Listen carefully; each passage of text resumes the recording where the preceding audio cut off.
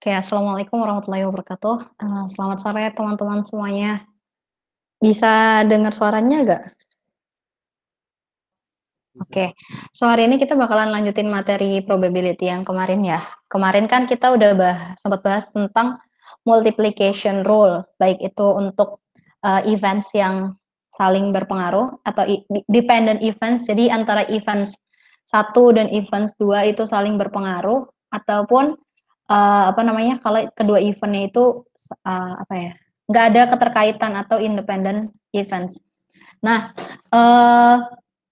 sebenarnya kayak kalau buat multiplication rule itu, yang penting adalah kalian tahu gitu sih, kayak kalau independen nih misalnya, kalau dua event independen, berarti P, A given B-nya, jadi berapapun nilai B-nya, probability A given B itu selalu sama dengan probability E itu sendiri. Jadi probability dari A itu sama sekali nggak terpengaruh gitu ya dari kedatangan B-nya. Begitu juga kalau misalnya kita cari probability B given A gitu ya.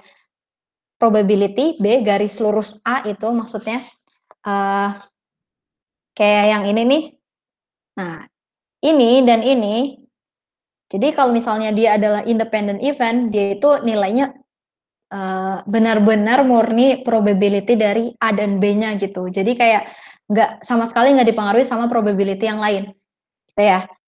Nah, nanti kalau kalian udah hafal rumus ini buat yang independent event ya. Kalau yang kemarin buat yang dependent event itu probability A given B kalau buat dua event yang saling berketerkaitan, nih aku zoom lagi deh. Gak jelas ya. Yaudah, pokoknya kalian lihat yang ini aja deh. Probability A given B. Jadi ini eventnya dua-duanya dependent event ya. Ini buat dependent events. Kalau keduanya adalah events yang dependent, ya, jadi mereka keduanya ini saling berpengaruh gitu ya. Misalnya kondisi dua negara, antara kemarin itu aku nyontoinnya China sama Indonesia gitu ya. Ketika China diserang virus corona, nah Indonesia kan terpengaruh juga. Dan negara-negara lain juga sebenarnya terpengaruh sih. Tapi kasus kali ini kita ngambilnya China sama Indonesia aja dulu. Nah, kira-kira gimana sih kondisi ekonomi Indonesia given kondisi China yang menurun gara-gara corona gitu kan ya. Nah, itu bisa kita lihat. Nah, probability A ini adalah event di mana ekonomi Indonesia itu performnya jelek gitu ya. Perform bad gitu ya. Nah, B ini adalah ekonomi Cina perform bad. Jadi, gimana sih peluang Indonesia ekonominya ikutan jelek kalau ekonomi Cina jelek gitu. Nah, rumusnya adalah P, probability dari A irisan B dibagi probability dari B gitu ya. Nah, oke deh. Terus kemarin kita juga udah nyoba ngitung ya buat yang dependent event. Kita bakalan ngelanjutin. Nah, selanjutnya ini kita bakalan kenal ada yang namanya contingency table. Contingency table itu intinya dia adalah tabel gitu ya. Tabel itu memuat data-data kita gitu. Jadi kita tuh mengelompokkan apa ya namanya? Mengelompokkan data-data yang kita punya. Contohnya nih ada ini blur banget ya. Oke, lumayan lah ya. Nah, ada contingency table, jadi itu tuh ngeliat tingkat umur sama brand sepatu yang dipilih. Nah, itu umurnya itu sebenarnya kalau umur kan ada 1, 2, 3 gitu kan, umur kan sifatnya continuous ya, continuous variable. Sebenarnya continuous, tapi kadang-kadang continuous variable bagian yang ratio ya kan. Karena ratio itu kan akan sangat susah kalau misalnya kalian mencantumkan semuanya di contingency table. Makanya di contingency table itu biasanya dikelompokkan. Kayak contohnya di soal ini dikelompokkan berdasarkan umur. Jadi umurnya itu 35. Kalau yang di bawah 35 berarti dia masuk ke kelompok grup A. Ini grup A, oke. Nah, ini grup A apa ya? AC kayaknya. Oke. A komplement selain yang di bawah 35 tahun. Jadi age group pertama itu grup A. Nah, grup A ini untuk orang-orang yang umurnya di bawah 35 atau under 35. Nah, grup A komplement itu adalah buat orang-orang yang usianya di atas 35. Nah, terus dirinci, ternyata orang yang umurnya di bawah 35 dan milih brand B1 ya, ini B1, B2 dan B3. B1, B2 dan B3. Nah, ternyata yang milih brandnya B1 atau B1 itu Under Armour. Kenapa nggak ditulis Under Armour aja? Boleh kalau kalian mau tulis Under Armour. Boleh juga kalau misalnya mau disingkat itu nggak apa-apa. Oke. Nah, ternyata yang usianya di bawah 35 dan memilih brand sepatunya Under Armour gitu ya, dia ada 174 orang. Terus yang milih Nike ada 132. Milih Adidas ada 90. Nah, udah, berarti kalau di total orang yang usianya di bawah 35 itu ada 396 orang. Gitu ya. Jadi dikelompokkan berdasarkan umur dan nanti dari umur itu dikelompokkan lagi berdasarkan pemilihan brand sepatunya. Itu fungsi contingency table. Jadi dari contingency table ini kita bisa langsung nebak gitu loh. Berapa sih yang usianya di atas 35 dan milih Adidas gitu. Nah, kalau dari tabelnya kan udah jelas tuh umurnya di atas 35 dan milih Adidas. Berarti ada 78 orang gitu. Nah, sekarang coba kita coba kerjain soal kalau misalnya contingency table ini kaitannya apa sih sama probability gitu ya. Soal-soal kalau yang di probability itu gimana sih? Contohnya ya, soalnya nomor 1. Yang A. Using the information table, using the information in tabel 4.4a, answer the following questions. What is the probability that a randomly selected customer is younger than 35 years old? Berapa sih probability? Oke, berapa sih probability? Kalau dituliskan berarti gini ya. Berapa sih probability customer-nya itu usianya di bawah 35 tahun. Berarti berapa sih probability A gitu kan. Oke. Nah, probability A berarti gampangnya A itu muncul berapa kali? Ada, jadi orang yang jadi kan total orang di dalam apa nih? Istilahnya eksperimen kita tuh ada 600 orang gitu ya. Terus yang ditanya di soal adalah berapa sih kira-kira peluang dari 600 orang itu kalau diambil secara acak, orang yang kita ambil itu umurnya di bawah 35 tahun. Berarti peluangnya ya udah tinggal berapa sih jumlah orang yang berumur 35 tahun ya.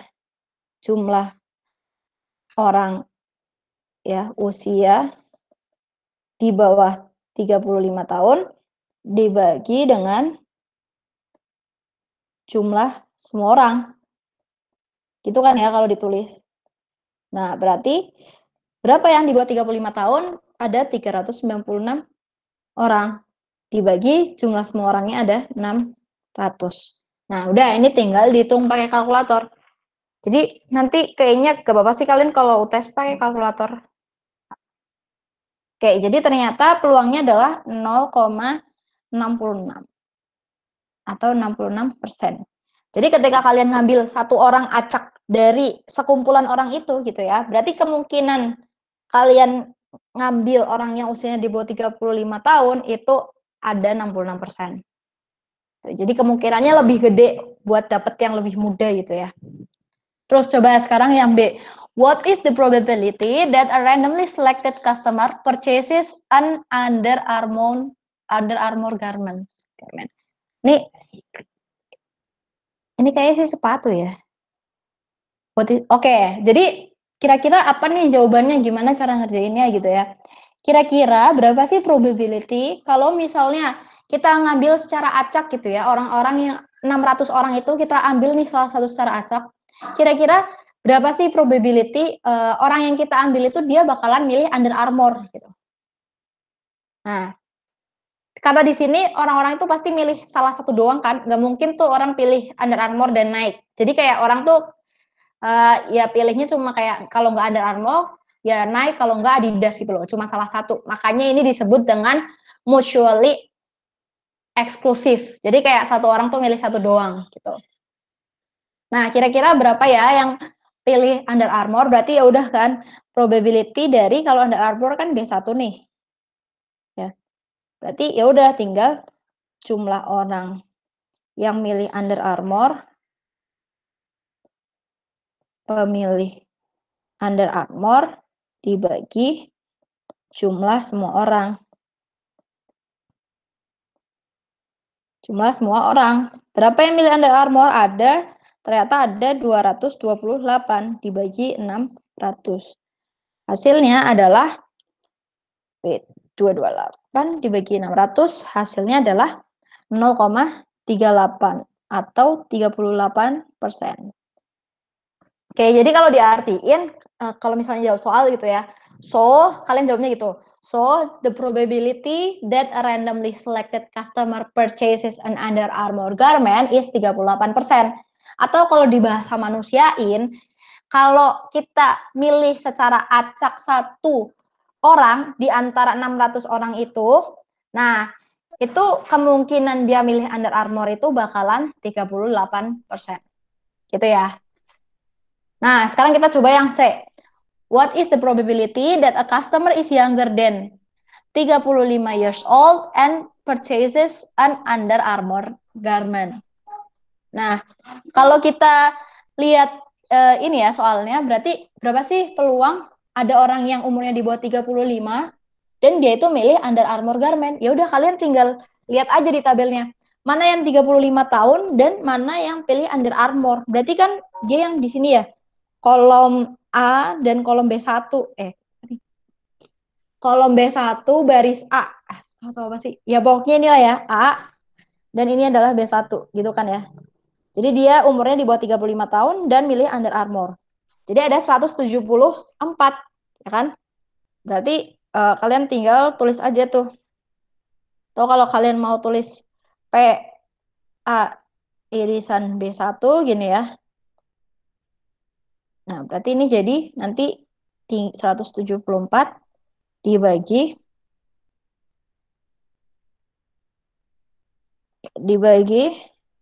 total semuanya. Oke, 174 dibagi 600. Kenapa dibagi 600? Kenapa sih gak dibagi yang lain gitu ya? Karena, kenapa tuh? Nah, jadi ya 0,29 atau 29%. Nah, karena ini di soalnya tuh dia bilangnya, what is the probability that a customer? Nah, padahal kan ke 600 ini customer gitu loh. Kecuali gini soalnya, what is the probability that oke. What is the probability that customer berapa sih kemungkinan uh, jika kita mengambil secara acak customer yang 35 yang umurnya di bawah 35 tahun dan dia memilih Under Armour. Kalau gitu berarti nanti 174 dibagi 396. Oke. Oke, gitu ya. Wait. Bener kok. Oke deh.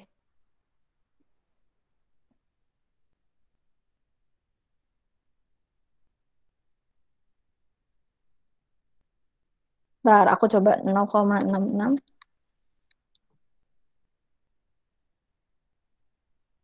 Oke.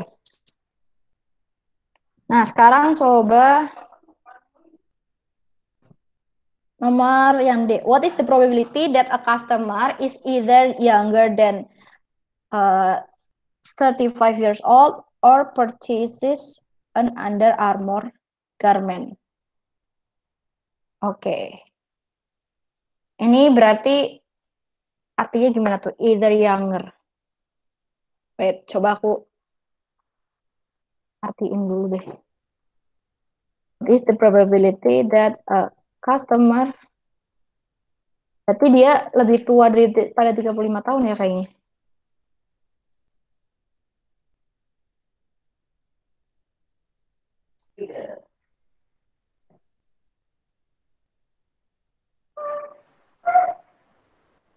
Oh.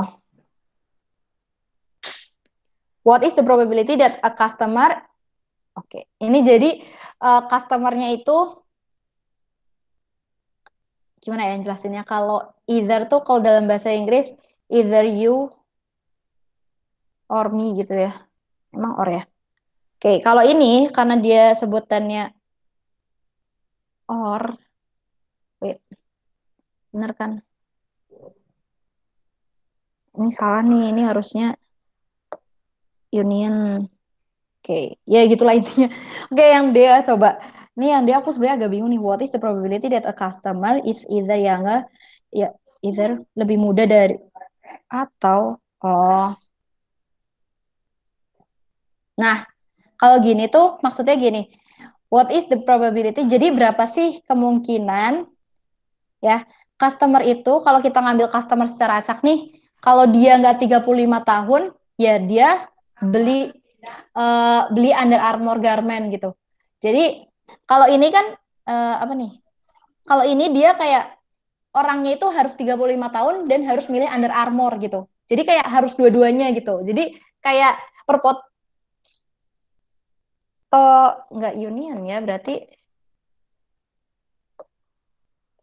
ibaratnya gini deh, kalau ada orang nih, ada orang 35 tahun, ada orang misalnya 20 tahun, oke? Nah, dia milih Under Armour. Oke, berarti dia itu masuk ke komponen yang C ini. Oke? Oke. Nah, terus kalau yang D ini maksudnya gini, kalau ada orang umurnya 20 tahun, dia milihnya Nike. Terus kalau ada orang umurnya 36 tahun, dia milihnya Under Armour. Nah, ini dia orangnya masuk ke kategori yang dua orang ini dia masuk ke kategori yang D. Kenapa? Karena yang D itu dia bilangnya orangnya itu boleh di bawah 35 tahun atau boleh aja dia milih Under Armour. Jadi yang penting dia tuh memenuhi salah satu kriteria, nah itu udah masuk ke kriteria kita gitu.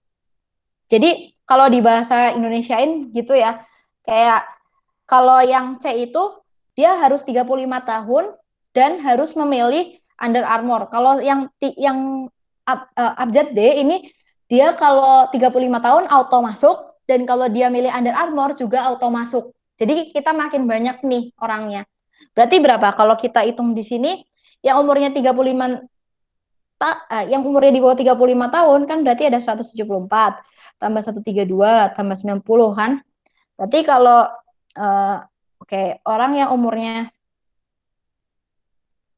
di bawah 35 tahun kan berarti udah ada 174 tambah 132 tambah 90 gitu ya. Terus yang beli Under Armour itu ada berapa? Ada 174 ditambah 54 ya kan? Dia kan beli Under Armour. Tapi kan yang 174 udah kita hitung kan tadi di sini. Berarti nanti yang kita tambah cuma 54. Oke, nanti baru dibagi 600. Oke. Kita hitung aja 174 tambah 132 tambah 90 tambah 54 hasilnya 450 dibagi 600. 3/4 atau 75%. Itu ya.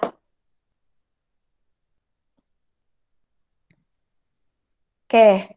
Oke benar. Ini irisan, ini union. PA U B 1. Gini ya.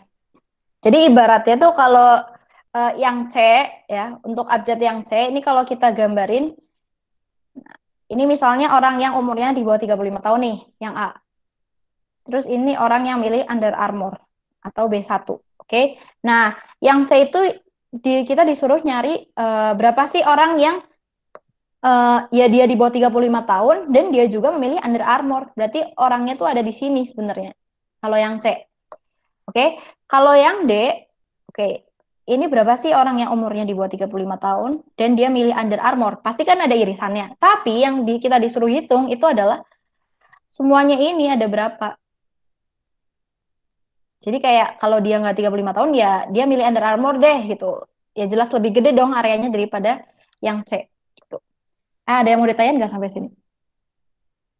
Misalnya tadi kan gue sempet nih ganti-ganti PA irisan B-nya gitu maksudnya sama ini. Jadi gue sambil mikir diagram fan-nya bentuknya kayak gimana sih biar lebih kebayang. Ada yang mau ditanyain nggak atau bingung gitu karena gue dari tadi berubah-ubah. Oke, oke, gak ada yang tanya ya. Kalau gitu kita lanjut ke E ya. What is the probability that a customer is under 35 years of age given that the customer purchases an Under Armour garment? Oke, berarti kita yang kita cari adalah probability A given B1 ya. Nah, oke, probability A given B1. Kalau kita lupa rumusnya, gimana sih cara ngitung probability A given B1? Ya, kita boleh scroll ke atas deh materinya waktu kita bahas tentang independent ataupun dependent event gitu ya. Nah, kalau misalnya dia dependent ya, kalau misalnya dia adalah eventnya dependent, kalau dia dependent itu rumusnya PA given B sama dengan PA irisan B1 given probability B1.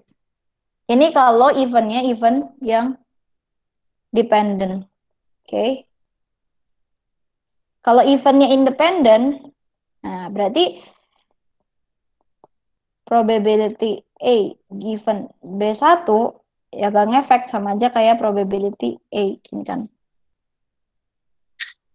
Benar kan nih? Oke, benar. Oke.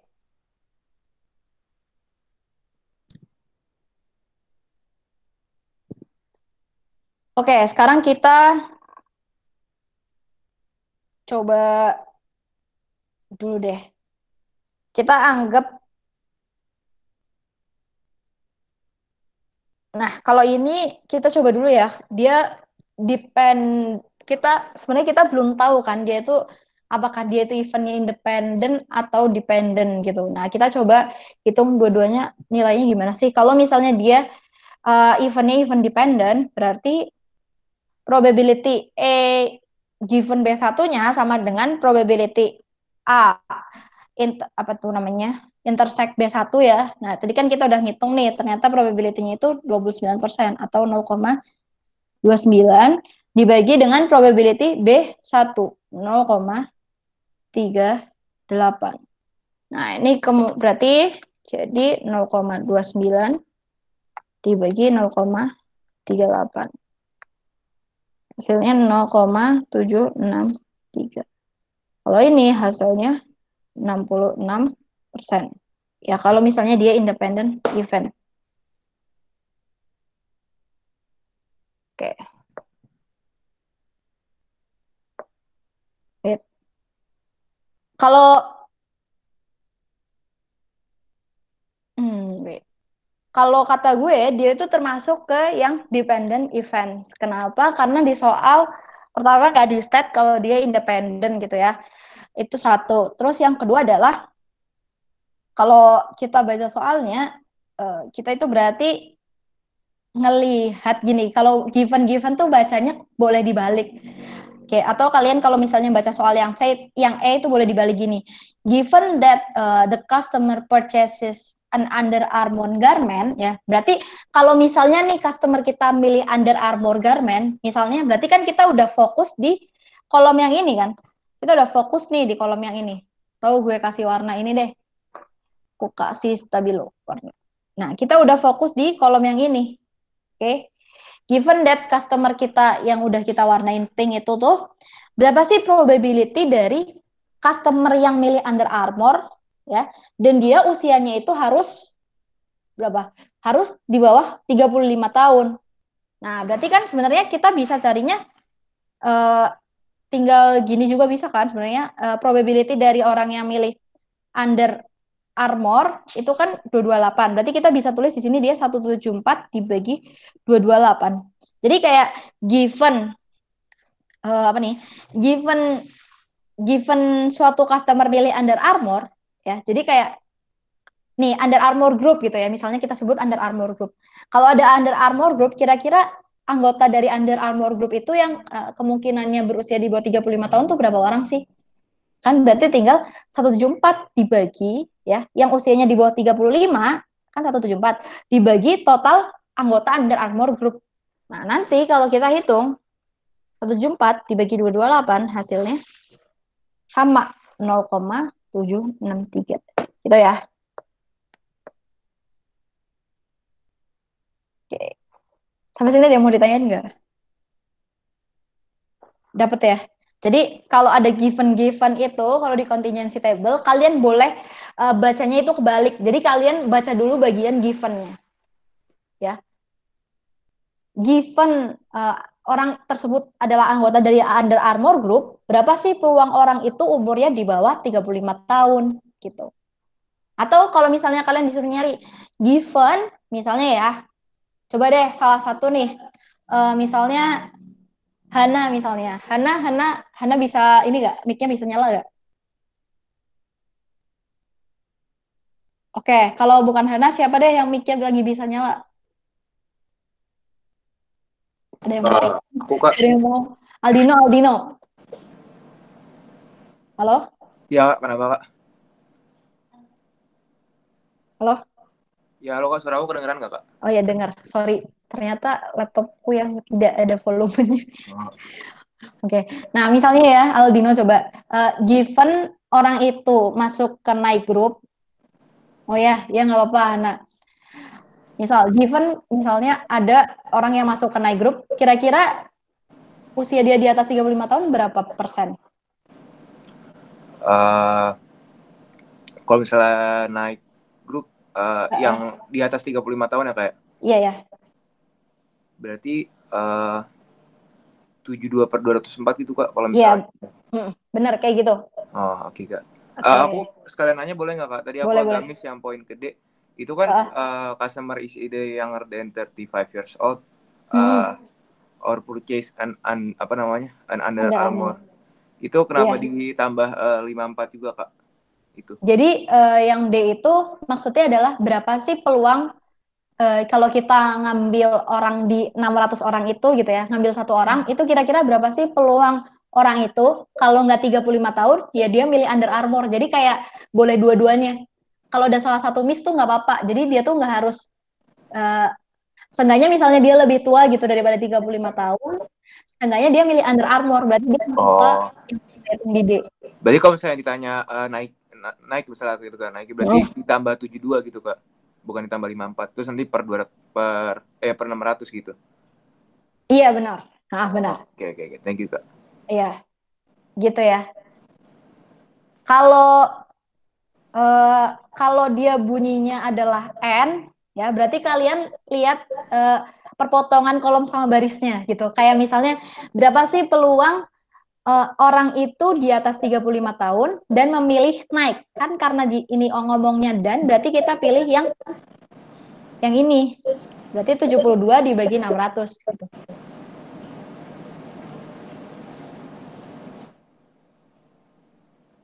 Oke? Nah, terus kalau misalnya lagi ya, mana nih? Berapa sih peluang orang itu either dia di bawah 30, jangan di bawah 35. Either dia di atas 35 tahun dan memilih either dia di atas 35 tahun atau dia memilih Adidas. Berarti kita ngitungnya adalah orang-orang yang ini, yang ini dan yang ini. Yang gue stabiloin warna merah. Ya, belum muncul. Jadi peluangnya nanti 54 tambah 72 tambah 78 tambah 90 bagi 600 gitu. Itu jadi ada dua perbedaan ya. Di sini berarti kalau gue summarin adalah beda antara antara bla bla bla n bla bla bla dan either bla bla bla or bla bla bla. Jadi perlakuannya tuh beda. Kalau N itu ya dia harus dua-duanya. Kalau either ini atau ini, berarti dia at least dia anggota salah satunya tuh dia udah masuk ke kriteria kita. Oke.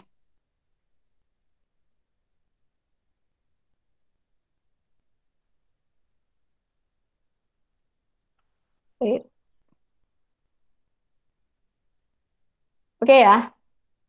Nah, oke. Nah, sekarang kita bisa nih mengubah contingency table tadi. Kalau contingency table kan isinya adalah berapa sih orang yang usianya di bawah 35 tahun dan memilih Under Armour gitu ya, langsung ke jumlah orangnya. Kayak tadi di bawah 35 tahun dan memilih Under Armour ada 174 orang. Kalau dia di bawah 35 tahun dan memilih Nike itu ada 132 dan lain sebagainya. Itu namanya contingency table. Oke, nah sekarang ada kita ngubah contingency table itu jadi joint probability table. Jadi kayak kita gabungin itu semua jadi sebuah tabel peluang gitu. Nah, sebenarnya kayak kita sesimpel kayak membagi dia sama 600 aja sih. Jadi misalnya ya kita masuk ke yang 0,29. 0,29 di sini didapatnya dari mana sih? Didapatnya dari 174, oke, dibagi dengan 600 di sini. Itu. Jadi 0,29 di sini itu didapat dari 174 dibagi dengan 600. Itu ya. Nah, begitu juga dengan misalnya 0,38. Misalnya 0,38 tuh ini, yang total B1. Jadi 0,38 tuh didapat dari mana? Didapat dari 228 dibagi 600. Gitu ya. Nah, kalau kita move ke join probability table ini, gimana sih cara bacanya? Cara bacanya adalah gini. Berarti peluang kita mendapatkan orang yang umurnya di bawah 35 tahun dan dia memilih Adidas ya dari total populasi yang kita mau amati, peluangnya adalah berarti 0,15. Jadi kalau kita baca tabel ini tuh kita langsung baca berapa sih peluangnya gitu. Jadi kita nggak perlu ngitung-ngitung lagi tuh satu-satu, tapi kita langsung lihat di tabelnya. Oke, begitu juga dengan misalnya berapa sih peluang dari semua orang itu yang memilih naik ya. Berarti yang memilih naik itu ada, ini kan naik. Oke, dari total populasi kemungkinan dia memilih naik ada 0,28. Jadi ini tuh kayak udah langsung melihat probability-nya. Atau kayak tadi, kalau misalnya berapa sih probability orang itu either dia di atas 35 tahun or dia milih Adidas. Eh, sorry ya, ini tadi naik ya. Ini Adidas. Ah, ketukar. Oke. Jadi kalau orang itu nggak di atas 35 tahun, ya dia pilih Adidas. Nah, berarti kita perlu, ya udah, berarti orang yang mau kita amati itu dia letaknya di sini atau di sini. Kita tinggal tambahin aja probability-nya. 0,09 tambah 0,12 ya. Tambah 0,13 tambah 0,15. Gitu deh. Oke.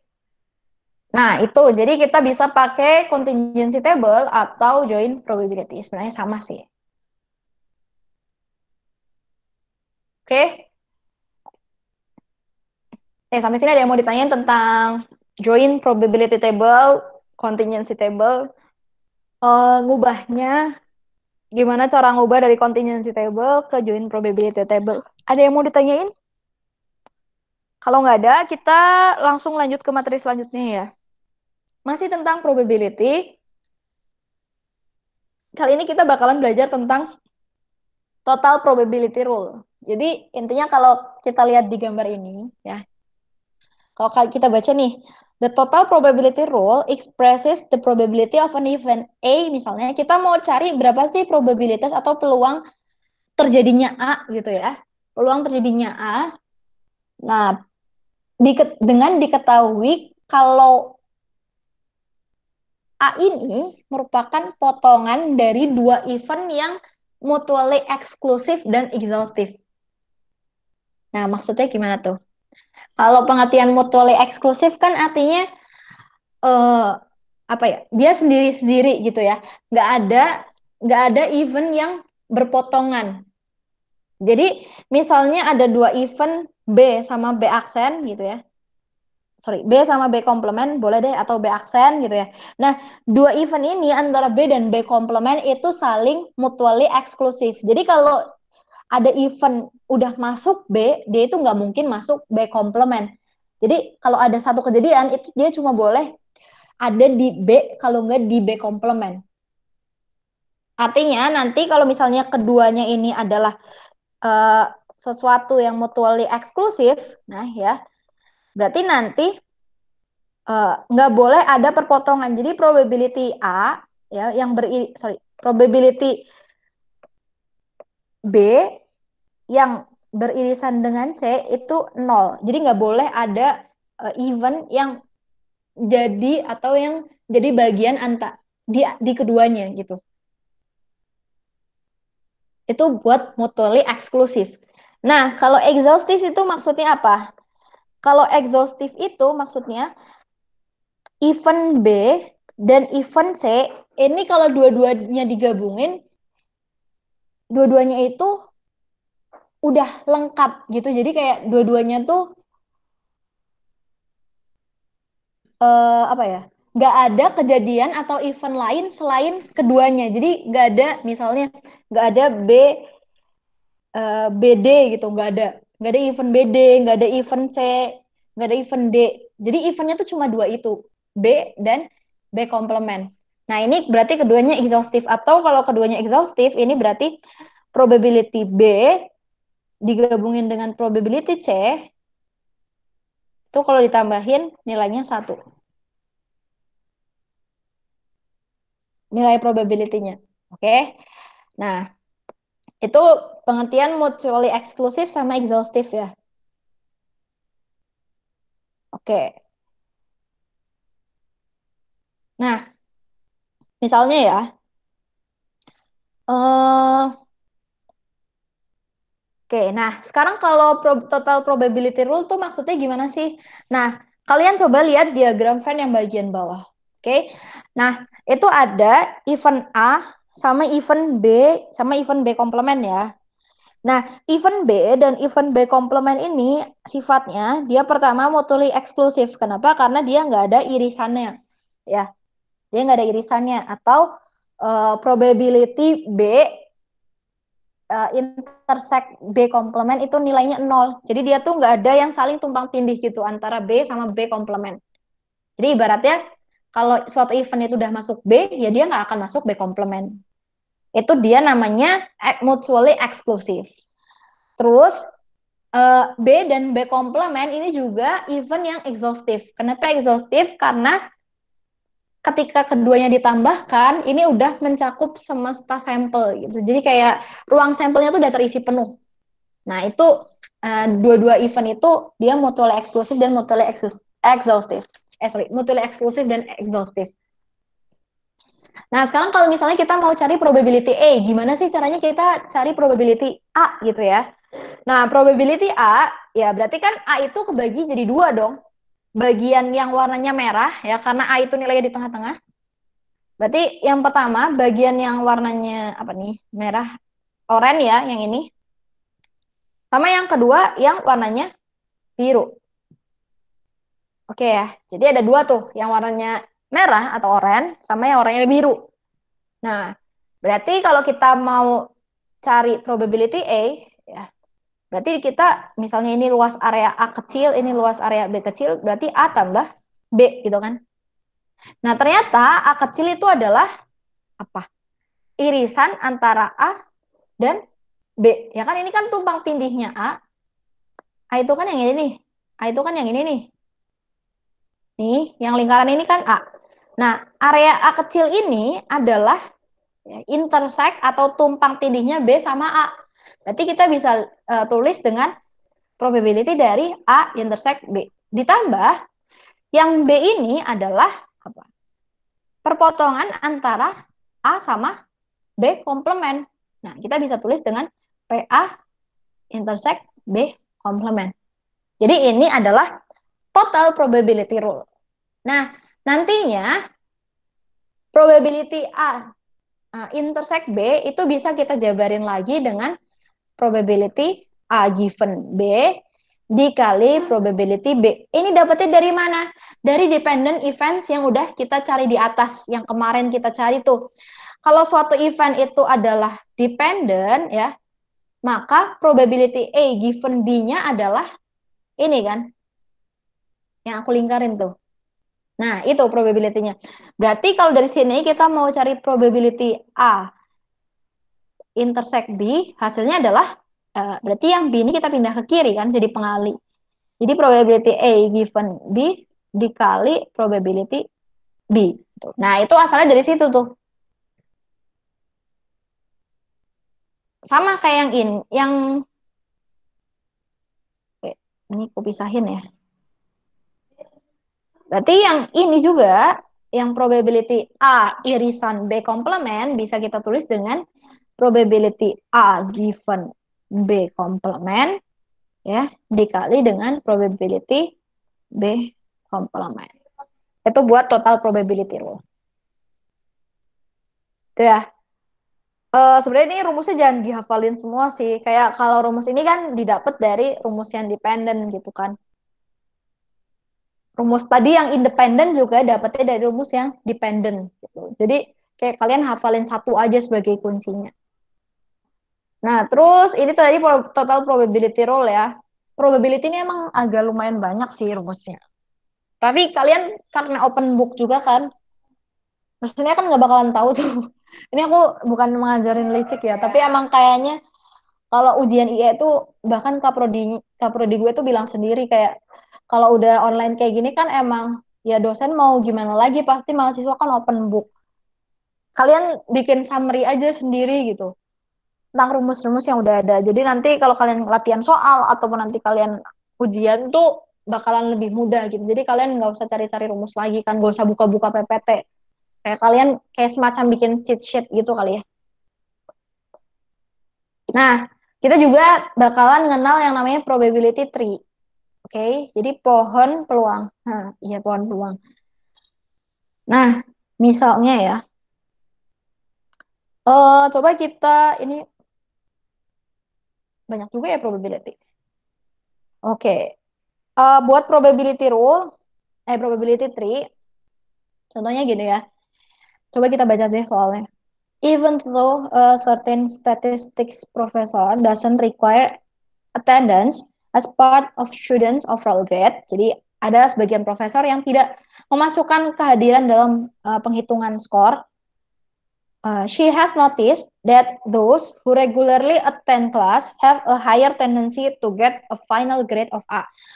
Walaupun gak dihitung, tapi profesornya tuh apa ya notice kalau ternyata mahasiswa yang hadir itu punya kecenderungan yang lebih tinggi buat dapat A di kelas gitu ya. The professor calculates that there is 80% chance that a student attends. Oh ya. Oke, the profesor itu udah ngitung nih, ada peluang kalau peluang mahasiswa datang ke kelas secara teratur, secara terus-terusan, secara setiap minggu gitu ya. Peluangnya itu 80%. Moreover, given that a student attends class regularly, there is a 35% chance that a student receive an A. However, if a student doesn't attend class regularly, there is only a 5% chance of an A grade. Nah, kalau kita apa ya? Kalau kita tulis ya kalimat-kalimat ini, berarti misalnya ya kita tulis nih probability, oke, okay, probability, sorry, jangan probability dulu deh. Eventnya itu ada dua kan ya. Tadi kan kita bahas di baca soalnya nih. Ternyata eventnya itu ada dua, event A sama event B. Misalnya event A itu students attend class regularly. Sorry, studentnya satu doang ya. Oke, okay. Event B adalah student receives A grade. Ya, jadi dia dapat nilai A. Oke, okay. Kalau kita baca di soal, profesornya bilang, profesor calculates that there is 80% chance that a student attends class regularly. Berarti probability dari A itu adalah 80% atau 0,80. Oke. Terus profesornya juga bilang, moreover, given that a student attend class regularly, berarti probability sesuatu apa nih gitu kan? Given the student attend class regularly, berarti given A gitu ya. Probability given that a student attends class regularly, there is a 35% chance that the student receive an A. Berarti probability dia dapat A atau probability B given A itu ternyata 35%. Terus yang kedua, gimana tuh? Probability, okay, probability that a student, however, if a student doesn't attend class regularly, berarti probability that, oke, berarti kita perlu bikin event baru. Ternyata ada event A complement sama event B complement. Event A complement itu apa? Event A complement itu ya berarti kalau misalnya studentnya itu nggak datang kelas secara reguler. Peluangnya berapa sih? Kalau B complement adalah berarti peluang student itu nggak dapat nilai A, gitu ya. Nah, berarti kalau yang apa nih? Kalau yang kedua, berarti gimana nih? However, if a student doesn't attend class regularly, berarti given that studentnya itu nggak attend class regularly, given A complement, the probability dia dapat nilai A, berarti probability dia dapat B itu adalah 0,05. Ada yang mau ditanyain nggak sampai sini? Gitu ya. Oke, pertanyaannya adalah use this information to answer the following question. Pertanyaan yang ke A. What is the probability that a student doesn't attend class regularly? Berarti ini yang ditanya adalah probability apa nih? Doesn't attend class regularly. Kalau yang A itu kan attend class regularly. Berarti ini probability dari A complement. Complement. Benar. Berarti berapa tuh probability dari A complement? Ya udah tinggal 1 dikurangi probability dari A. Ya kan? Berarti 1 dikurangi 0,8. Jawabannya adalah 0,2. Gitu ya. 1 kurangi 0,8, jawabannya adalah 0,2. Ini buat jawaban yang A. Oke. Oke, biar ini nggak nabrak, kita pindah sini aja. Terus kita coba. Oke. Yang B, what is the probability that a student attends class regularly and receive an A grade? Berarti ini probability a student attend class regularly, berarti dia probability A, and receive an A grade, berarti dia datang ke kelas secara reguler juga dan dia dapat nilai A juga gitu. Berarti kan kita lihat kalau di Venn diagram Venn itu kita lihat perpotongan di sini kan. Studentnya tuh yang ada di tengah-tengah sini. Yang ada di tengah-tengah sini nih yang gue hitamin tuh. Nah, ya dia dapat pertama dia attend class regularly gitu ya. Yang kedua dia juga dapat nilai A. Pertama dia rajin, yang kedua dia hoki apa pinter ya? Oke, dapat A aja gitu deh. Itu ya. Dia rajin dan juga dia dapat A. Berarti kita ini nulisnya notasi dalam notasi statistikanya gitu ya, notasi matematikanya berarti probability A intersect atau irisan B. Gini ya. Oke. Gimana tuh cara ngitungnya gitu kan ya? Probability A irisan B. Oke. Nah, kalian boleh kalau misalnya lupa ya caranya gimana. Nah, kalian hunting rumus aja di atas. Gue sukanya gitu sih. Nah, ternyata rumusnya adalah gimana tuh? Nah, kalau probability A given B, bisa nggak kita tulis dia dengan probability B intersect A? Sama aja kan sebenarnya? Sama aja ya. Kayak itu tuker aja kan ya dia tetap aja kan area yang hitam ini. Tetap aja di area yang hitam itu. Nah, kalau udah dapat rumus itu PB irisan A, ya udah kita tinggal nyontek yang yang ini aja nih. Tinggal contek bagian yang ini nih. Oke, kita contek tuh bagian yang gue stabiloin merah.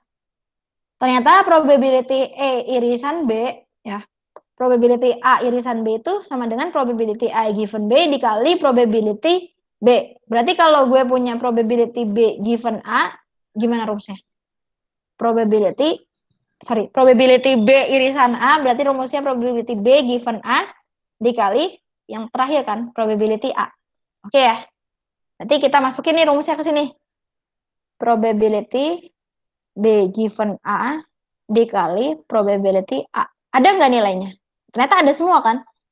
Berarti ini kan probability B given A itu nilainya 0,35 dikali probability A-nya 0,8. Ya, jadi kita kaliin aja 0,35 kali 0,8. Hasilnya adalah 0,28.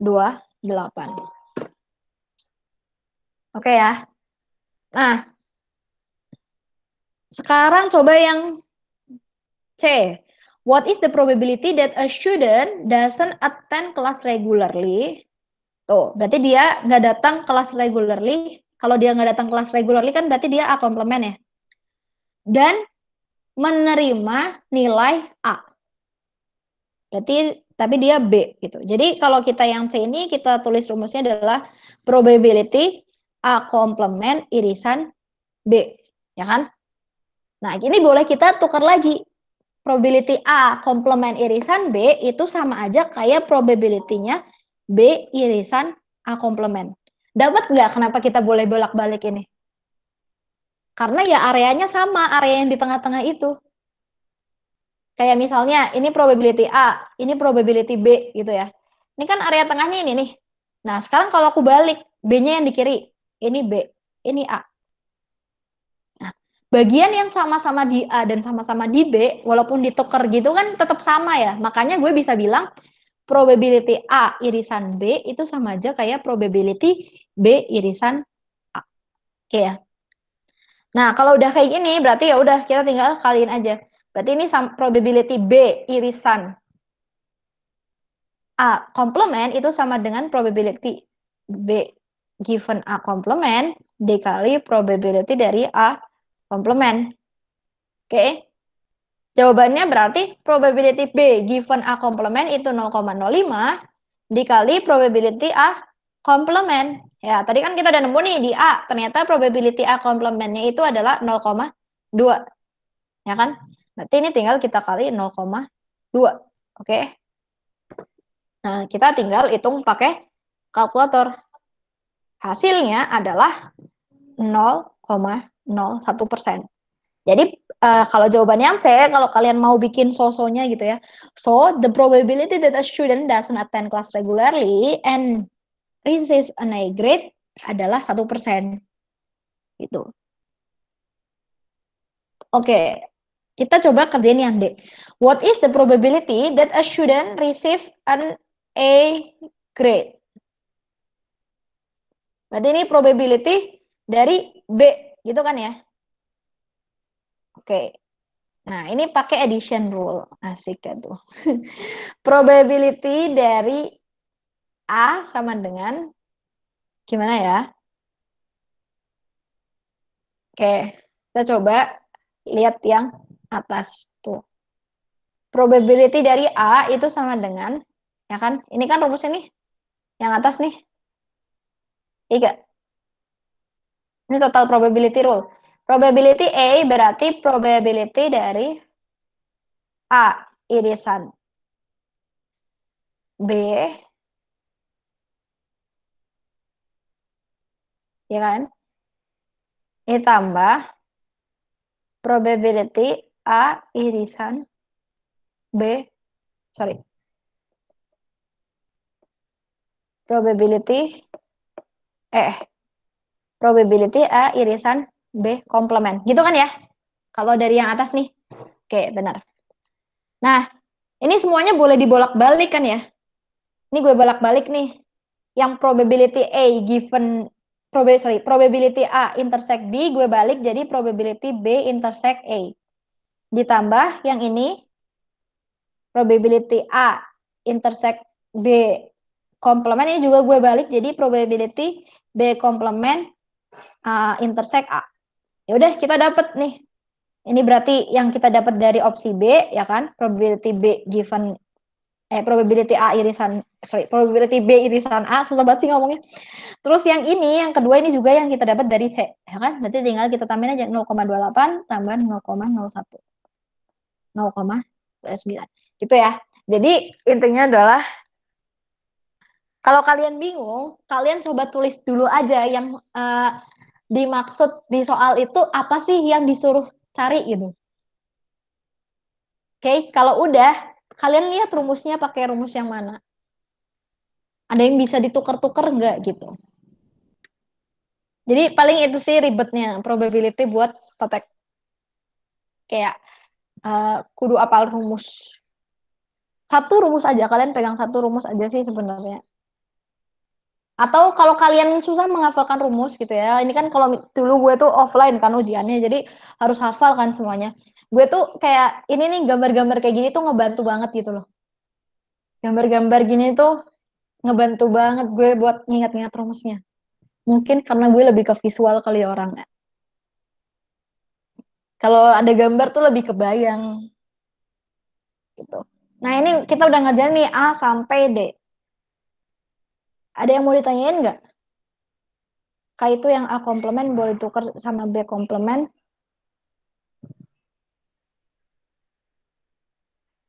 K itu yang A komplement boleh ditukar sama B komplement. Maksudnya yang mana? Karena nggak bisa ngomong ya. Uh, yang A komplement sama B komplement mana sih? Yang ini maksudnya. Pilihan D. Di pilihan D kan itu bilangnya tinggal masukin poin C. Oh iya, benar. Yang poin D itu kita tinggal masukin yang bagian yang ini kan. Nah, yang ini kan kita tuh dapetnya dari yang bagian C. Nah, karena kalau dia bentuknya irisan-irisan gini kan boleh ditukar-tukar. Nah, ini kita tukar jadi kayak gini. Jadi probability B komplement irisan A. Gitu. Kan di pilihan C kan komplement, kalau di D kan, oh iya.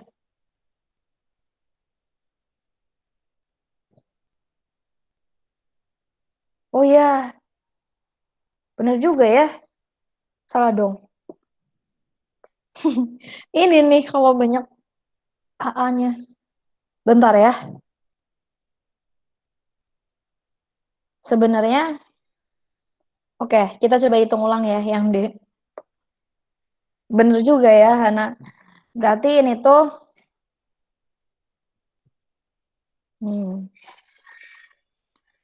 coba kalau kita gambar gimana ya gambarnya? Kalau kita bikin diagram Venn nih, probability A itu 0,8. Ya, misalnya ini A. A itu 0,8.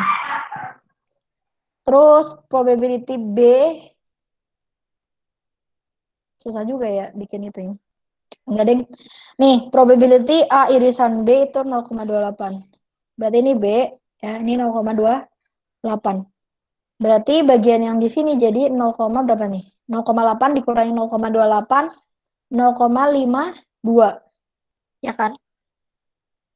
Terus probability B-nya nggak dikasih tahu ya.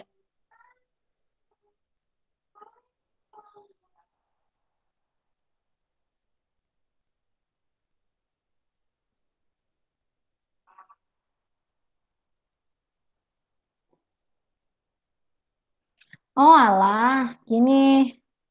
Sorry ya, ternyata kita dari tadi tidak teliti teman-teman. Ternyata yang ditanya di nomor D itu adalah probability B.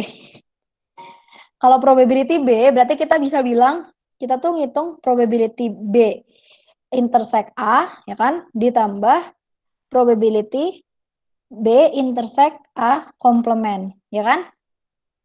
Nah, solve nih. Dari yang B, kita dapat nilai kalau probability B intersect A itu 0,28. Nah, dari poin yang C, kita dapat nilai dari probability B intersect A komplement itu adalah 0,01. Hasilnya adalah 0,29. Sama aja. Tadi salah ya? Oke, Kak, thank you. Oke, thank you juga, Hana. Ini tidak teliti nih, jadi salah tuh. Ini padahal kalau di UTS gitu ya, mungkin 4 poin. Kalian tadinya mau dapat 85 gitu kan, jadi 81. Udah gak bisa pil lagi tuh kalau 81. Kalau 84,9 mungkin masih bisa ya. Gak tahu deh. Oke,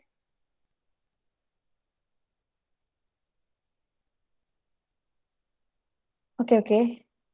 Nah, kalau kita bikin probability tree-nya gimana? Probability tree gitu ya.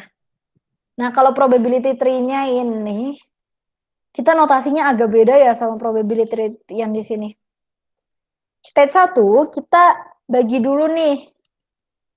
Kalau kita tadi attend class regularly kan dia dapat yang A ya. Jadi ini apa lambangnya itu A. Jadi ini adalah ada orang yang attend class regularly dan ada orang yang nggak attend class regularly. Makanya dia ditulisnya A complement. Nah, dari orang yang attend kelas regularly, pasti ada yang dapat nilai A dan pasti ada yang nggak dapat nilai A gitu kan. Yang dapat nilai A tadi kita lambangin dia dengan B ya. Yang nggak dapat nilai A kita tulis dia dengan B komplement. Oke? Berarti nanti eventnya itu adalah dia yang A dan dia sorry ya benar dia yang A dan dia yang B.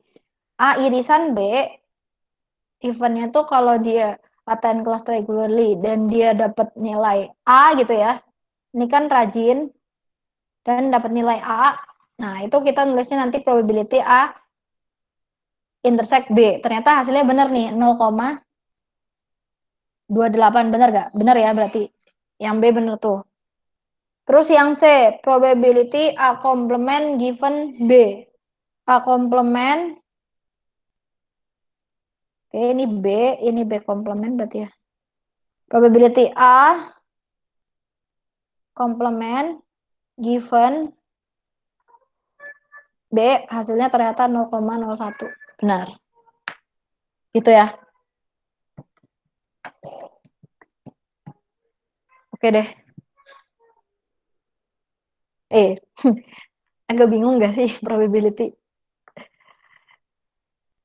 Tenang. Kalian yang penting cari tahu dulu apa sih yang disuruh cari dan materinya tuh masuk yang mana. Jadi kalian tuh tahu rumusnya tuh pakai rumus yang mana. Gitu.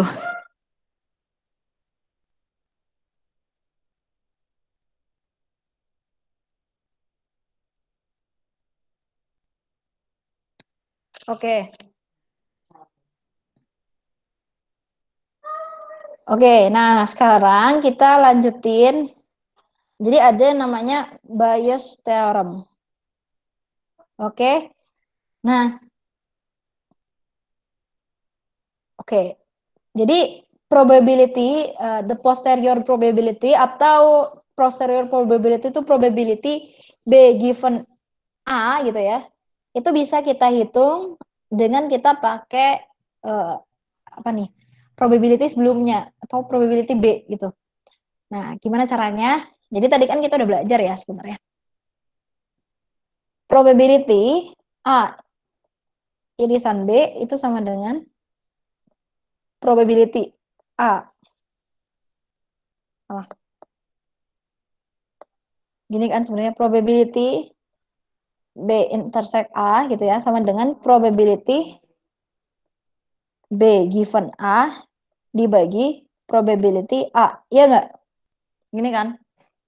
Nah, yang bagian kiri ini bisa kita ubah jadi probability A intersect B sama dengan probability A dibagi probability A. Itu ya. Oke. Nah, kita salah. Bentar, oke. Salah. Nah, tadi itu kita belajar di atas. Nah, ketukar coy.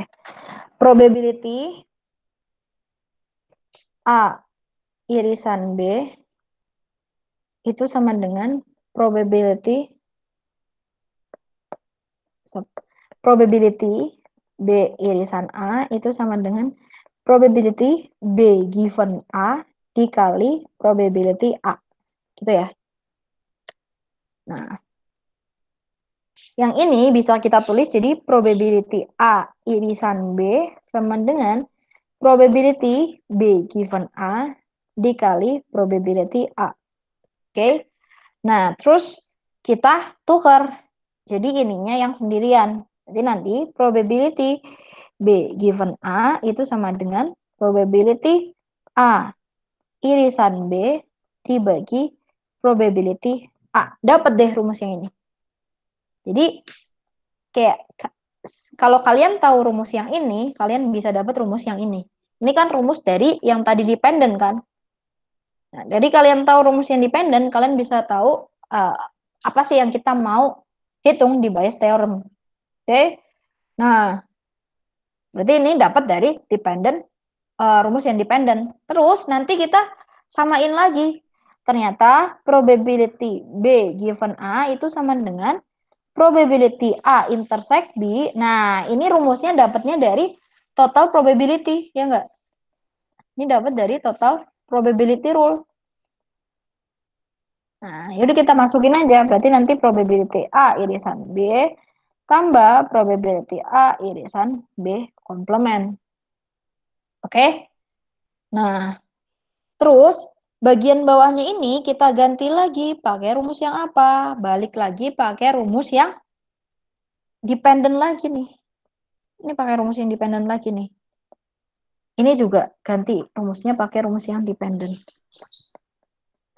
Oke, berarti yang probability A irisan B itu jadi nanti kita ganti dengan probability A given B dikali probability B. Yang bawah nanti ini diganti jadi probability A given B dikali probability B. Ini kan ditambah dengan probability A given B komplement dikali probability B komplement. Itu ya. Oke. Oke.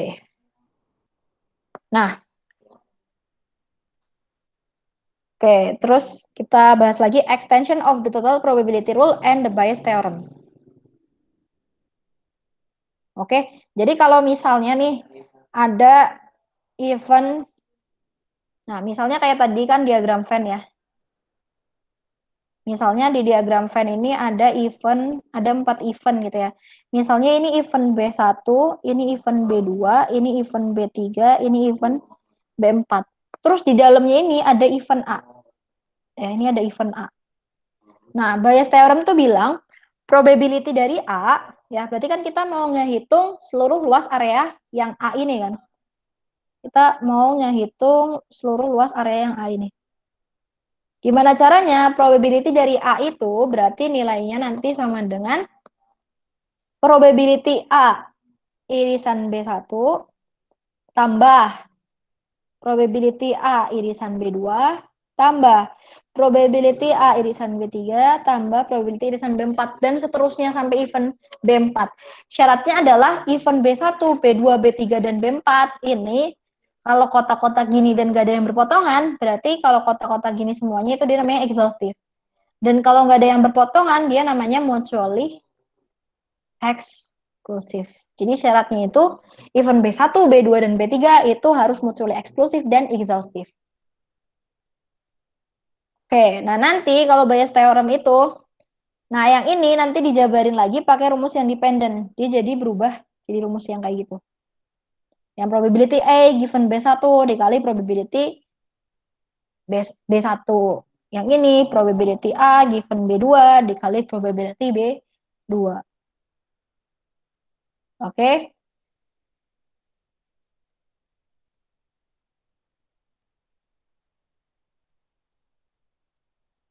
Oke. Similarly, Bayes theorem for any I sama dengan 1, 2, sampai N bisa kita ubah jadi, nah ini dapatnya dari mana nih?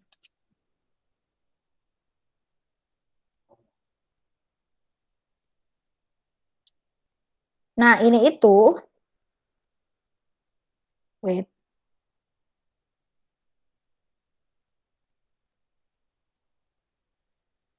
Nah, ini tuh dapetnya dari yang ini.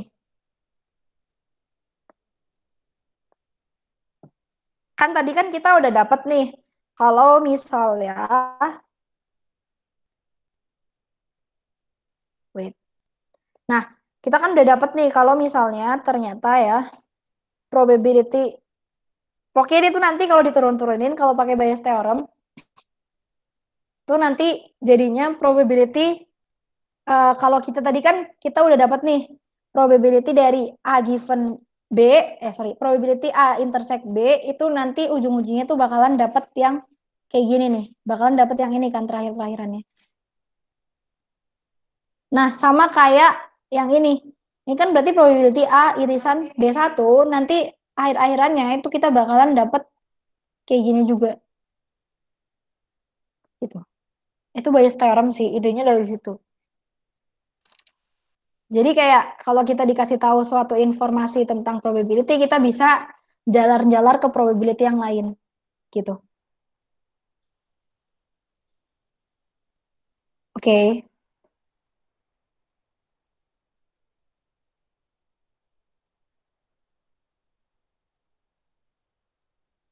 oke. Nah, sekarang coba kita, ini keluar gak ya? Ini kita bahas nanti deh ya, kalau misalnya, gue tanya dulu ke ibunya Bayes theorem masuk UTS atau enggak. Kita bahas di next ASIS kalau misalnya ada. Nah, sekarang kita combination dan permutation. Ini agak lama ya ASIS kali ini. Lalu ini separuhnya dari probability. Oke, nah untuk combination dan kombinasi dan permutasi ya, uh, C dan P gitu ya. Atau, oke, kalau kombinasi dulu deh. Nah, kombinasi itu apa sih? Combination formula itu kalau misalnya kita mau uh, cari berapa kombinasi ya. The number of ways to choose X objects from a total of n objects where the order in which the X objects are listed doesn't matter. Jadi kayak urutannya tuh nggak berpengaruh gitu. Jadi kayak misalnya ya, misal nih, kombinasi misalnya. Ada huruf kan ya. Huruf itu 1, 2, 3, 4, 5, 6, 7, 8, 9, 10. Nah, ini kita ngomongin kombinasi dulu ya, di mana urutan itu nggak berpengaruh. Misal ini ada bukan angka dulu, tapi ini ngomonginnya adalah orang. Jadi orang pertama, orang kedua, orang ketiga, orang keempat, orang kelima, orang keenam, ketujuh, ke-8, dan ke-10. Kalau kombinasi, itu ketika kita misalnya mau membagi 10 orang ini jadi berpasangan gitu, jadi dua-dua. Nah, kalau orang ini berpasangan, berarti kan ada kemungkinan orang satu berpasangan sama orang dua. Nah, nanti 1-2, ketika 1-2 berpasangan, dan ketika kan bisa jadi 1 sama 2, terus bisa jadi juga 2 sama 1 kan. Nah, kalau urutannya nggak bermasalah, ini masuknya tuh kombinasi gitu. Jadi kalau misalnya ada satu kelompok ini terdiri dari orang pertama dan orang kedua. Ya kayak urutannya siapa dulu kayak yang mau diambil kayak 1 atau 2 dulu tuh nggak bermasalah. Beda kalau misalnya sama kalau misalnya permutasi gitu ya. Misalnya ada angka 1, 2, 3, 4, 5, 6, 7, 8, 9 sama 0. Ini 0 ya, bukan 10. Nah, kalau misalnya mau diambil oh, gimana ya kalau permutasi? Jadi kalau permutasi tuh urutannya tuh harus sama gitu. Urutannya tuh harus beda. Jadi misal ya, dari ke-10 angka ini berapa sih jumlah huruf berapa sih jumlah angka 2 digit yang bisa terbentuk, atau angka 3 digit deh, berapa sih angka 3 digit yang dapat terbentuk ya. Kalau angka berarti kan urutannya berpengaruh ya, kayak angka 543 sama angka 3, 4, 5 kan beda. Ya, berarti ini kayak urutannya tuh berpengaruh. Nah, berarti ini kita pakai permutasi. Tapi kalau mereka ini 10 ini adalah orang, ya, ketika satu kelompok itu terdiri dari 5, orang kelima, orang keempat, dan orang ketiga, sama kelompok 3, 4, 5, ini kan sebenarnya satu kelompok kan sama kan mereka. Nah, ini tuh dia masuknya ke kombinasi, karena urutan itu nggak berpengaruh. Contoh ya, misalnya, ini kan ada 10 angka, kita tahu kan kalau angka yang 2 digit tuh ada berapa berarti? Dari 10 sampai 99.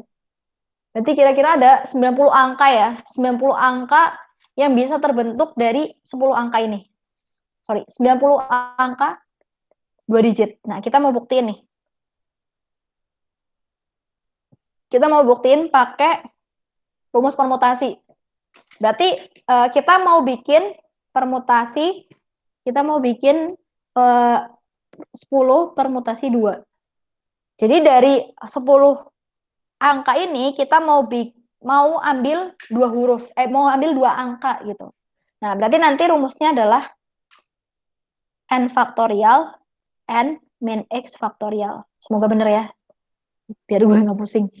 Nah, n-nya di sini adalah 10 faktorial dibagi n min x berarti 8 faktorial. Nah, kalau faktorial tuh maksudnya apa sih? 10 faktorial itu artinya 10 kali 9 kali 8 kali 7 kali 6 kali 5 sampai kali 1. Itu namanya 10 faktorial.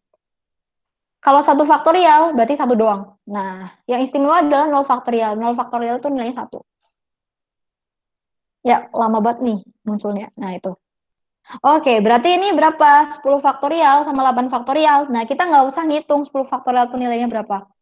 10 faktorial itu kan berarti 10 dikali 9 dikali 8 faktorial. Ya nggak? Nah, ini tinggal dibagi 8 faktorial. Dicoret-coret. Hasilnya 90. Benar kan? Jadi kalau permutasi, urutan itu beda urutan, berarti dia tuh beda individu atau beda observasi yang mau kita lihat. Beda kalau misalnya dari 10 orang ini kita mau bikin kelompok. Nah, itu kita pakai kombinasi. Berarti nanti ini 10 kombinasi 2. Rumusnya beda.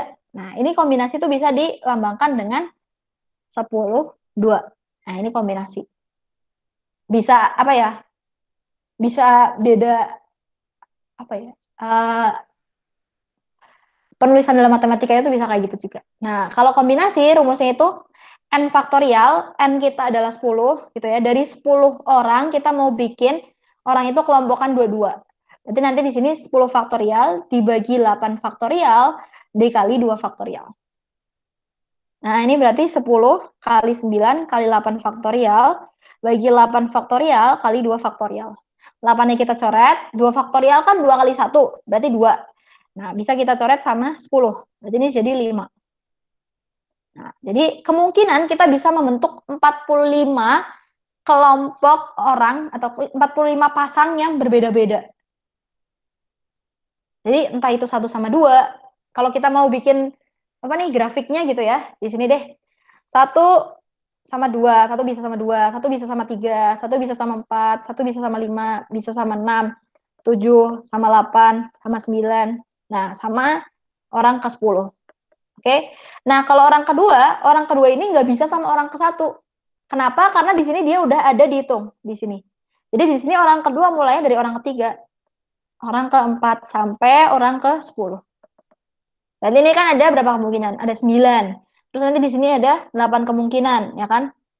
1 ada 9 kemungkinan, 2 ada 8 kemungkinan, 3 ada 7 kemungkinan, 4 ada 6 kemungkinan, 5 ada 5, 6 ada 4, ya.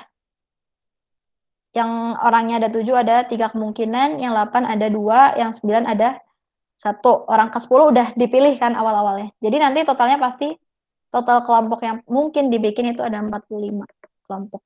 Dapat gak? Jadi kalau kombinasi itu urutan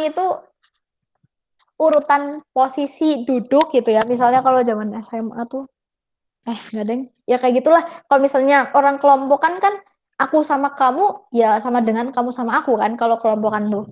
Tapi kalau angka, kalau kita mau membentuk suatu angka 1 sama 2 itu beda 2 sama 1 beda. Kalau 1 sama 2 kan jadi 12. Kalau 2 sama 1 kan jadi 21 gitu. Jadi kalau angka itu dia masuknya ke permutasi, kalau kombinasi itu kalau di kelompok. Cepet ya. Terus ini aku hapus aja deh penjelasan yang ini.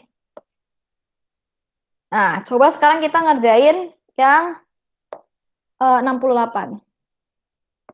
Yang relate. Nah, there are 10 players on the local basketball team. The coach decides to randomly pick 5 players for the game.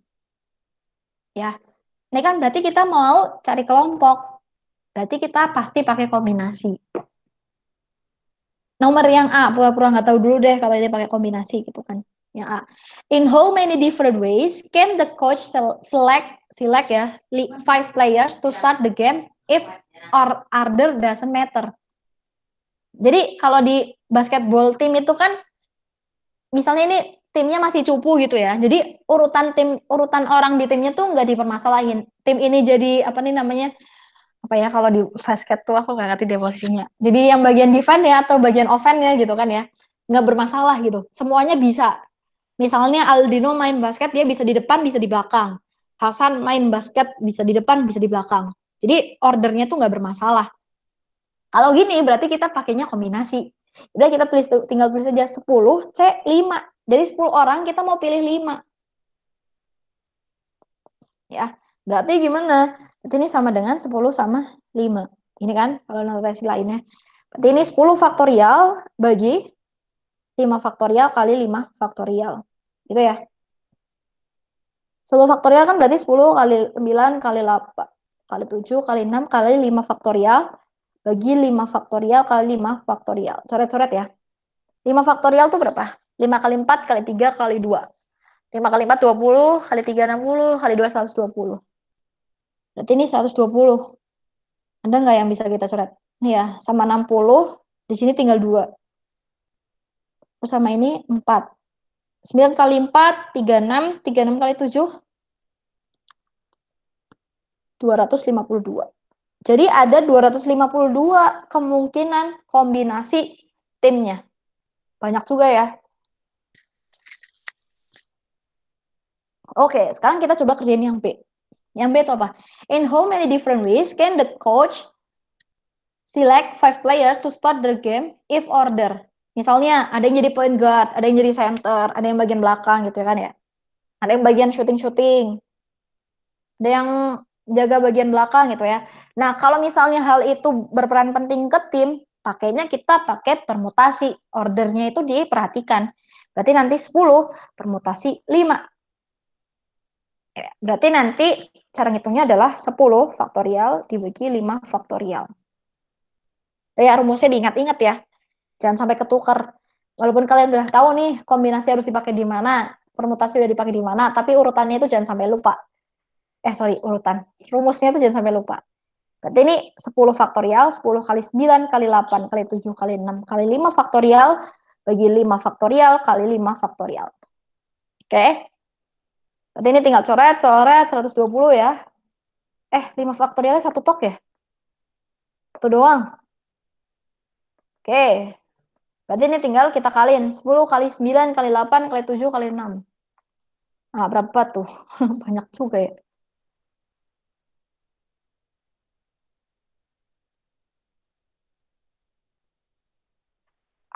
Banyak banget coy. Berarti ini ada, benar gak? Aku ngitungnya sih 30.240 kemungkinan. Jadi ini ada, kemungkinan itu ada 30.240 kemungkinan. Ya benar. Agak ragu karena banyak banget ya. Itu ya. Kenapa semakin banyak gitu kalau permutasi? Karena satu orang yang tadinya dia cuma ketika kita masuk tim satu orang tuh dihitung satu doang gitu kan ya. Kalau misalnya kita pakai kombinasi, ya udah lu masuk aja. Tapi kalau ketika kita pakai permutasi, lu tuh mau masuk jadi point guard atau jadi center atau jadi bagian belakang gitu kan. Jadi kayak makin banyak tuh kombinasinya. Nanti ditambahin lagi sama teman-teman kamu gitu kan. Teman kamu mau masuk, nah dia jadi point guard, jadi center atau jadi apa gitu kan. Jadi kombinasi itu makin banyak kalau misalnya kita memperhatikan urutan. Oke, itu ya buat apa nih? Ini buat yang probability itu buat probability. Terus sebenarnya hari ini tuh mau sekalian bahas tentang discrete dan binomial probability distribution. Nah, dan rencananya minggu depan tuh gue masih ada ASIS, tapi kan minggu depan tuh libur. Kalau misalnya ada ASIS, kalian bermasalah nggak? Kalian mau liburan kah? Nggak apa-apa nggak kalau minggu depan ada ASIS? Jawab dong. Kalau aku pribadi nggak apa-apa sih, Kak. Nggak apa-apa ya? Kalau Nggak kalian? apa-apa, Kak. Tapi yang lain. Oke, oke. Nggak apa-apa, Kak. Sip. Nah,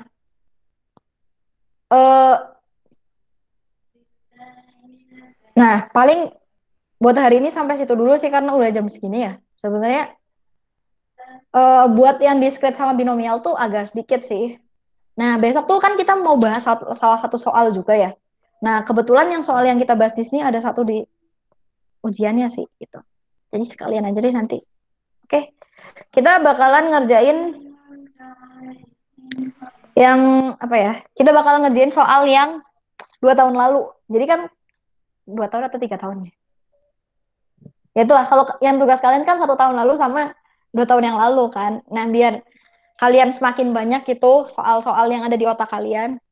Nah, kita kerjain juga sekalian sama tahun tahun gue berarti ya.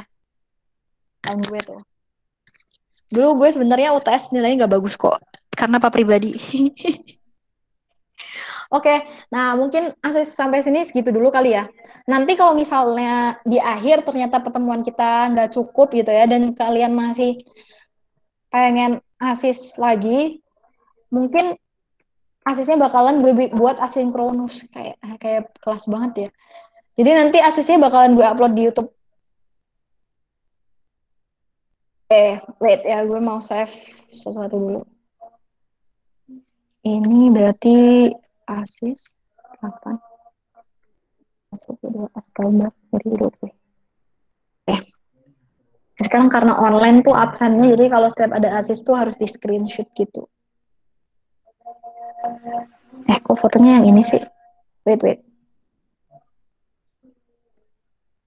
Nanti sama kayak minggu depan. Oke. Senang bisa ketemu hari ini ya. Semoga semoga walaupun probability ini agak ngaco materinya, tapi semoga bisa kalian mengerti ya. Oh ya, yang nanti kombinasi dan permutasi ini yang bagian yang kombinasi ini akan jadi bekal buat kalian lanjut ke binomial distribution ya. Jadi nanti di binomial distribution kita bakalan pakai kombinasi. Itu. Nah, ini mungkin sekilas buat discrete sama binomial distribution. Kalau discrete kan udah tahu ya bedanya discrete sama continuous kan. Kalau discrete kan patah-patah, satu ya satu, dua ya dua, tiga ya tiga, empat ya empat, lima ya lima, enam ya enam gitu kan. Kalau continuous kan 1,5, ada 1,51, 1,52 itu beda angka gitu ya. Nah, kita tuh nanti bakalan belajar kalau misalnya probability-nya discrete itu gimana. Jadi, berapa sih probability, contohnya mana ya? Ini nih, berapa sih probability ketika kita mengambil 3 mangga secara acak dari keranjang gitu ya, berapa sih probability 1 buah itu akan manis? Berapa sih probability 2 buah akan manis? Berapa sih probability 3 buah itu akan manis? Terus kayak misalnya ada seorang uh, realtor ya, realtor tuh kayak Indohouse gitu-gitu yang jualan rumah properti ya, yang jualan properti kayak apa ya namanya itu? Itulah yang jualan rumah itulah kayak yang perantara penjualan rumah itu yang biasanya kalau ada rumah dijual di bagian depannya tuh ada banner-bannernya. Nah, itu tuh misalnya berapa sih peluang dalam 1 bulan itu terjual satu rumah atau sama sekali tidak terjual rumahnya atau terjual 2 rumah atau terjual 3 rumah gitu. Nah, itu contoh discrete distribution. Ini sebenarnya udah gue tulisin ya biar agak cepet gitu sih, tapi kayaknya tetap aja daripada kita keburu-buru. Nah, terus nanti kita bakalan belajar expected value population mean dari discrete probability distribution. Kita bakalan belajar juga variansnya tuh gimana sih cara ngitung varians. Dan as always kita bakalan kalau ada varians pasti ada standar deviasi. Kalau standar deviasi itu pasti akar dari varians gitu ya. Jadi kalau kalian lupa rumus standar deviasi, yang penting kalian tuh ingat rumus varians, nanti tinggal diakarin aja. Kita bakalan latihan soal. Nah, ini latihan soalnya. Oke. Nah, terus kita bakalan belajar juga tentang Bernoulli process. Kalau Bernoulli process tuh ada dua possible outcomes gitu ya. Jadi proses di mana outcome yang dihasilkan dari proses atau eksperimen itu tuh cuma ada dua, sukses atau nggak sukses, atau misalnya gagal dan berhasil gitu ya. Nah itu cuma ada probability tuh, intinya cuma ada dua. Nah makanya bisa juga disebut apa ya, nanti hasil dari probability-nya itu bisa disebut dengan binomial probability distribution, di mana nanti probability dari sukses itu kita tulis dengan P. Nah, sedangkan probability dari nggak sukses atau gagal, ya kan, kalau misalnya suatu eksperimen itu cuma ada dua outcome, gagal dan berhasil, berarti kalau probability berhasilnya 0,3, ya berarti gagalnya itu 1 dikurangi 0,3 atau 0,7 gitu kan. Terus kita bakalan belajar tentang apa nih, rumus dari binomial probability distribution. Berapa sih peluang X sama dengan 4 gitu ya, misalnya. Terus nanti kita bakalan belajar juga expected value-nya gimana, variansinya gimana, standar deviasinya gimana. Kita bakalan latihan soal. Oke. Itu buat next ini ya. Next apa ya? Next supplementary class apa sih? Asistensi kelas, supplementary class. Oke, mungkin buat hari ini sampai segitu dulu. Sorry ya, lama. Karena emang materi kita cukup banyak. Semangat buat UTS-nya. Tadi ibunya tuh sampai mana ya ngejelasin materinya? Probability-nya udah selesai belum ya? Oke. Ya udah. Oke deh, ya udah. Mungkin hari ini sampai situ dulu ya. Thank you udah buat yang udah datang. Hari ini gue nggak absen. Mungkin minggu depan gue bakalan absen lagi. Tapi santai aja, kalau gak datang juga nggak apa-apa kok. Kalau misalnya kalian ada kesibukan lain. Oke, thank you buat hari ini. Dadah. Assalamualaikum warahmatullahi wabarakatuh. Waalaikumsalam, thank you Kak. Yoi. Thank you, Kak. Thank you, Kak. Kasih, Kak. Thank you, Kak.